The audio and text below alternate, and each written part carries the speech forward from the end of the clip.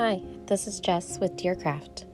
I've been making this hand-embroidered design to be hung in my daughter's room. I embroidered my youngest daughter's name, Caroline, and symbols that I associate and feel like represent her, her nature, her birth, the home she came home to, little pieces of her embroidered to keep forever. I first saw a pillow that has a name embroidered with several little details, and I thought it looked so pretty. But I'm always one to try to make something into art, something to keep, something to see all the time and be a part of my home. I'm very much a novice with embroidery. I've learned so much with watching other YouTube videos, and I set out learning some basic stitches and worked my way up to starting this project. I made a list of specific items that I thought represented my daughter and really just took on one element at a time. I started with her name and then added in bit by bit. I really do love how it's like all coming together. I've enjoyed embroidery because of the ease of setting it down and coming back to it whenever I can, and it's just left as is. I've set it aside for some weeks at times.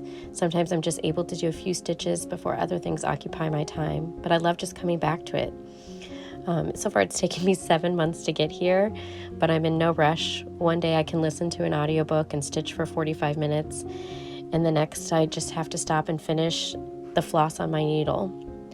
The description of my daughter in these symbols would be very well known to me and her close family. If you want to draw on some categories I explored were her birth flower, her disposition as a newborn, her family nickname, details about our home.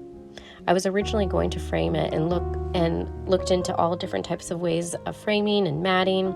And then I just decided that I loved how the linen draped, and I thought 2 bows sewed on the corners and then some loops on the back to hang it would be just as beautiful on the wall.